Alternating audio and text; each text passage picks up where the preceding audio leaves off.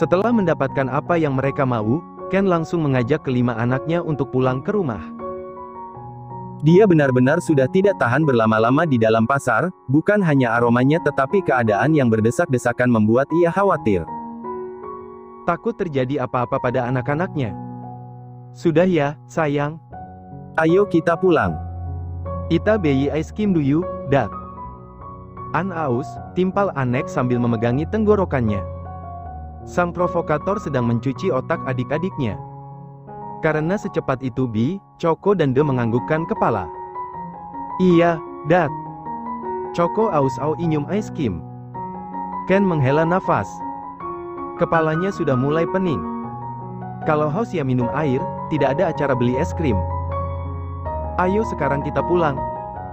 Pria tampan itu langsung meraih tangan Anek agar kembali berjalan ke arah parkiran. Namun, bocah itu malah menghindar. Ita bayi ice cream dulu.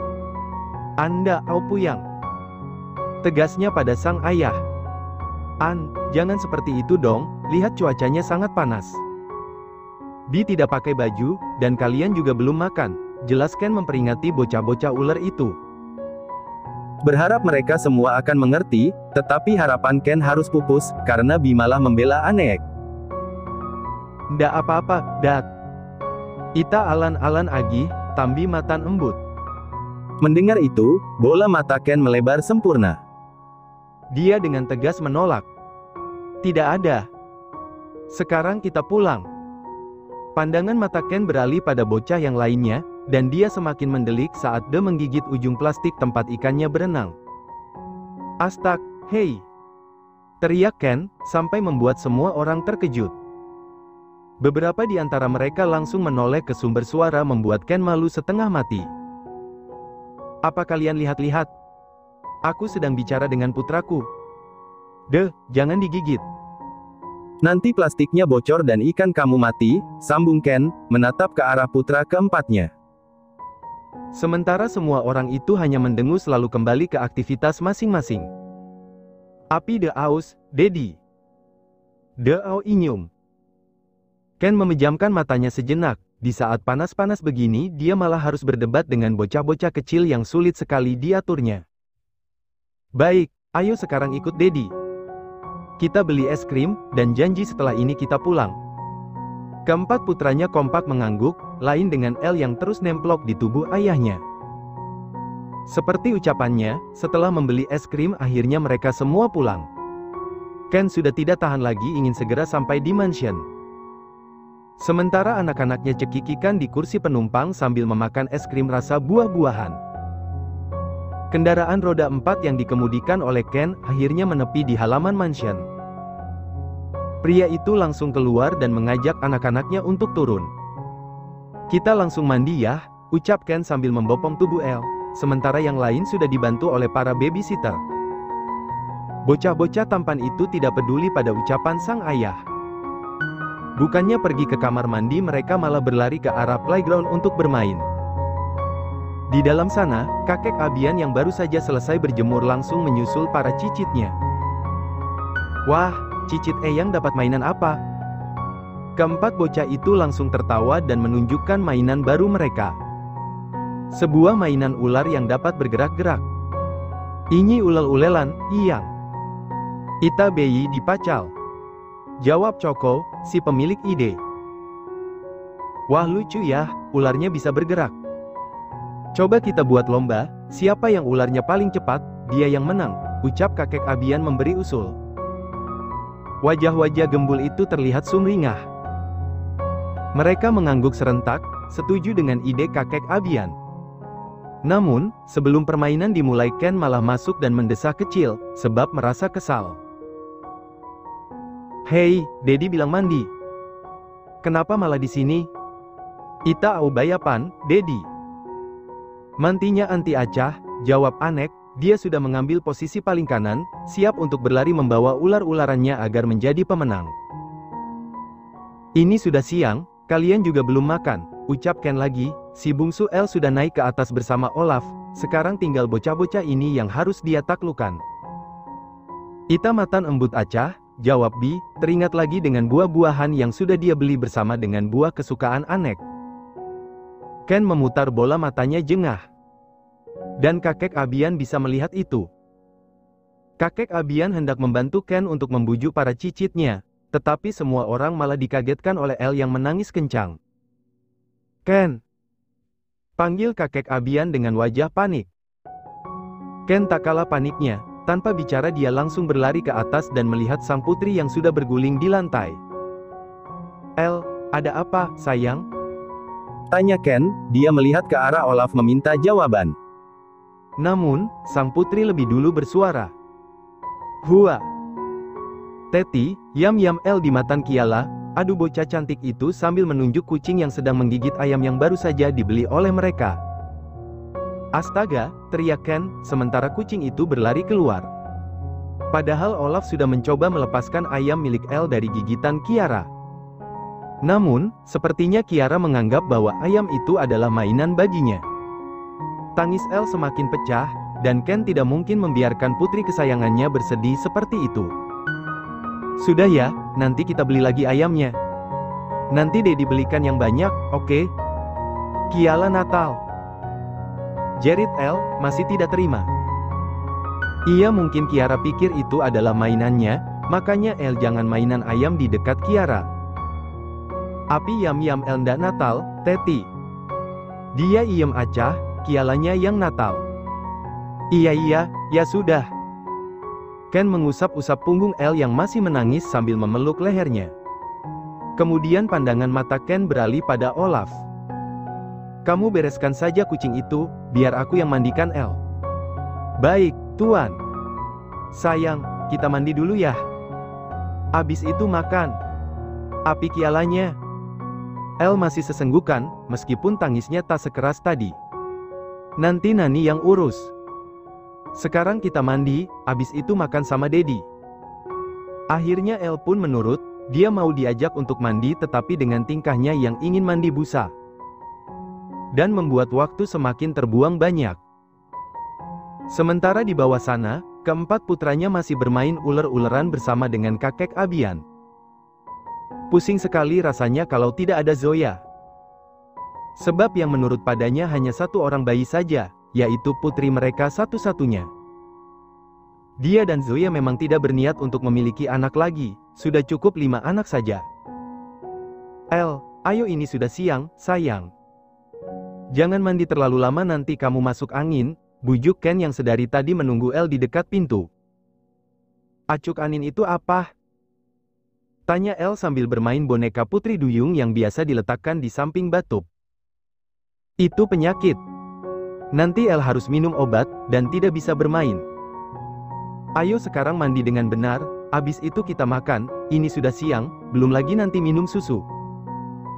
Mendengar itu, El yang memang tidak bisa minum obat, segera mengangkat tangan, meminta digendong oleh Ken.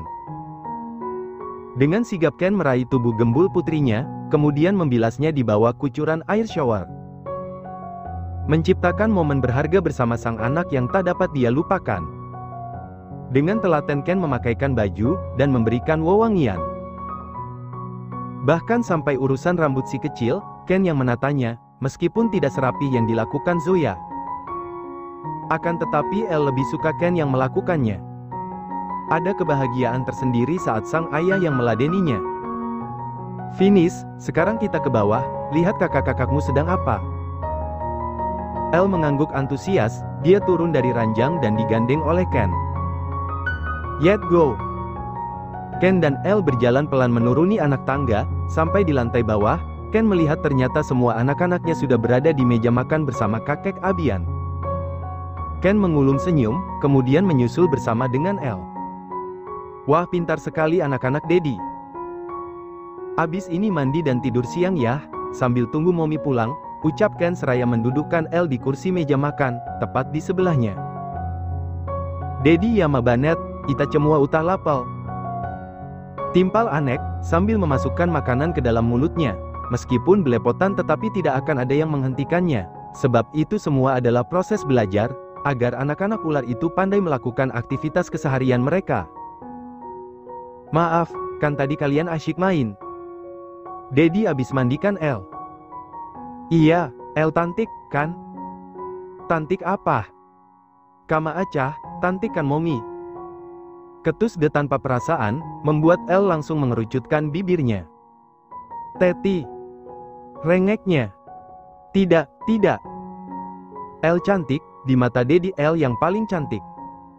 Sudah ya, sekarang El makan seperti kakak. Ken mulai menyendokkan makanan, sebelum El menjerit menangis gara-gara ucapan salah satu kakaknya.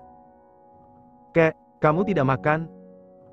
Sudah, kakek sudah makan duluan. Oh, aku kira belum. Ken menoleh saat El menarik-narik tangannya. Apa, sayang? Itu apa? Tanya El melihat makanan di piring Ken. Ini ikan. Itan? Itan apa? Ini ikan tongkil, nak. El makan punya El saja, yang ini punya Dedi. El menggelengkan kepala dengan bibir yang maju sedikit membuat wajahnya semakin menggemaskan. Ndak au, El au tontol puna Dedi. Jeritnya. Mendengar itu, kakek Abian langsung mengangkat kepalanya. Ken. Karena El yang terus-menerus merengek meminta ikan tongkil, akhirnya Ken menyuruh asisten rumah tangga untuk kembali menggoreng ikan tersebut. Sebab yang ada di piringnya adalah ikan dengan bumbu pedas. Teti, itannya anah? Tanya El, melihat piringnya yang sedari tadi kosong. Tak lekas diisi oleh sang ayah. Sabar, sayang. Bibi goreng dulu, punya Dedi kan pedas, jawab Ken pelan-pelan, sementara anak-anaknya yang lain terlihat sangat lahap memakan makanan mereka. Wah. El kembali bertanya dengan bibir monyong. Persis seperti orang yang tengah kepedasan. Iya, El kan belum besar. Nanti kalau sudah besar baru boleh makan yang pedas-pedas. Gadis kecil itu pun patuh, dia menunggu ikannya matang sambil menggoyang-goyangkan kepala. Membuat Ken tersenyum tipis. Suka sekali jika melihat tumbuh kembang anak-anaknya. Hingga tak berapa lama kemudian, Bilila kembali menghidangkan ikan goreng khusus untuk El. Hanya dibumbui seadanya agar gadis kecil itu tidak lagi marah-marah. Ayo sekarang El makan, ujar Ken setelah menata makanan di piring sang anak. Tak lupa dia juga menambahkan sayur, agar tubuh El menyerap nutrisi lebih banyak. Patuh, El langsung mengambil sendok dan memakan makanannya dengan lahap. Dia seperti baru menemukan makanan yang sangat enak, dan pas di lidahnya. Membuat Ken lagi-lagi tersenyum. Dengan refleks dia mengusap puncak kepala putri bungsunya. Pelan-pelan makannya. Atut ditatama-tatah. Jawab El dengan mulut penuh. Membuat keempat kakaknya menoleh. Itu apa? Tok itanda diacih. Tanya Bi penasaran. Melihat isi piring sang adik yang tampak berbeda. Itu ikan tongkil namanya, sayang. Kali ini kakek Abian yang menjawab. Pria parubaya yang senantiasa menemani para cicitnya. Keempat bocah tampan itu kompak mengangguk-angguk. Namun, hal tersebut membuat El waspada, hingga ia langsung memeluk piring berisi ikan yang ada di hadapannya. Ini itan tontol puna El. Ndak oyeh. Ketusnya dengan bibir yang mengerucut lucu. Mendengar itu, kening Anek berkerut, lalu melirik ke arah perutnya yang sudah membuncit. Ita udah ndak lapel kok. Iya. Itan tontol juga ndak eyak, timpal De sambil turun dari kursinya. Lalu diikuti oleh semua saudara kembarnya, kecuali El, putri kesayangan sang ayah. Hei, kalian mau kemana? Makannya sudah dihabiskan belum? Tanya Ken yang ada di ujung meja. Kakek Abian sudah membuka mulut untuk menjawab pertanyaan Ken. Akan tetapi Coko lebih dulu buka suara. Utah, Dedi. Cekalang ita au main agih. Pria kecil itu berlari ke arah playground dan disusul oleh anak-anak yang lain. Membuat Ken menghela nafas panjang. Yang ada di pikiran anak-anaknya hanya main, main dan main, tanpa kenal lelah. Biar kakek yang awasi mereka, kata kakek Abian. Meskipun ada banyak babysitter untuk menjaga si kembar, tetapi kakek Abian selalu meluangkan waktu untuk para cicitnya. Dia ingin menghabiskan sisa usianya, dengan membuat kenangan manis bersama keluarga. Ya ampun, Kek.